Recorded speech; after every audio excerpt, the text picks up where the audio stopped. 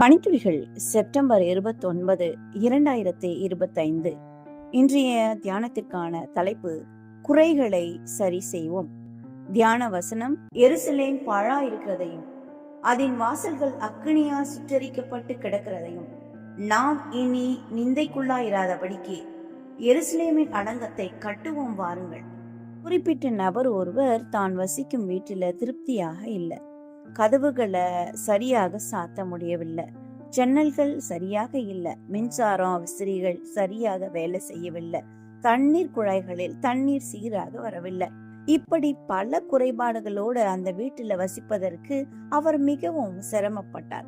நண்பர்கள், உறவினர்கள் யார் வந்தாலும் தான் ஒரு சரியற்ற வீட்டில் வசிக்க நேர்ந்திருப்பதாக தன்னுடைய வருத்தத்தை வெளிப்படுத்துவாராம்.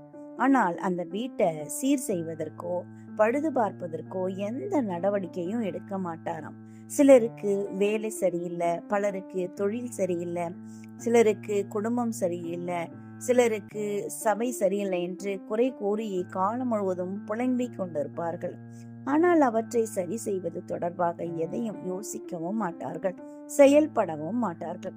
குறைபாடுகளை சரி செய்வதற்கு ஏதாவது வாய்ப்புள்ளதா என்று யோசிக்காமல் அவற்றையே பார்த்து பார்த்து அதிருப்தி அடைந்து கொண்டிருப்பதால எந்த நன்மையும் வராது. நெகேமியா எருசலேம் நகர மதில்கள் இடிந்து கிடப்பதை கண்டு மிகவும் விசனமுற்றான். எருசலேமிலிருந்து யார் வந்தாலும் அதை குறித்து விசாரித்து அங்கலாய்த்தான். அதே வேளையில தேவனுடைய பரிசுத்த நகரம் இப்படி இருக்கிறதே என்று புலம்புவதோடு நின்று விடவில்லை. அந்த நிந்தையான நிலைமையை நீக்குவதற்கு ஏதுவாக எதையாவது செய்வதற்கு முன் வந்தான்.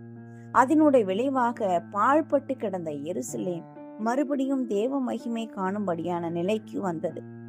குறைபாடுகளை காணும் போதெல்லாம் அதனை பலரோடு பகிர்ந்து புலம்புவதால நன்மை ஏதும் நிகழாது. அந்த நிலைமை நீங்கிட நாம் ஆக்கப்பூர்வமாக செயல்பட வேண்டும். வேலை, தொழில், ஊழியம், குடும்பம், உறவுகள், ஆவிக்குரிய ஐக்கியம் என எதுவாயினும் அவற்றின் குறைபாடுகளை களைய நாம் செய்ய வேண்டிய எதுவும் இல்லையா என்று எதிர்பார்ப்ப மட்டுமே போதாது. நிலைமைகளை மாற்றுவதற்கு கர்த்தருடைய கிருபையை சார்ந்து செயல்படும் ஆர்வம் வேண்டும். தீயது நீங்கி நல்லதை கண்டிட நம்முடைய பங்களிப்பு எவ்வளவு என்பது முக்கியம். நீதி தீத்து 3:14 சொல்கிறது, நம்முடையவர்களும் கனியற்றவர்களாய் இராதபடி குறைவுகளை நீக்குவதற்கேதுவாக நற்கிரியைகளை செய்ய பழகட்டும் என்று. எனவே நம்மிடம் உள்ள குறைகள் என்ன என்ன என்று நாம் யோசித்து அல்லது அதை எழுதி பார்த்து இதை சரி செய்ய என்ன செய்ய வேண்டும் என்று நாம் சிந்திப்போம். நம்முடைய வாழ்க்கை மாறுவதற்கு நாமே காரணமாக இருப்போம். ஆண்டவர் உங்களை ஆசீர்வதிப்பார். இந்த நாள் உங்களுக்கு இனிய நாளா இருக்கட்டும்.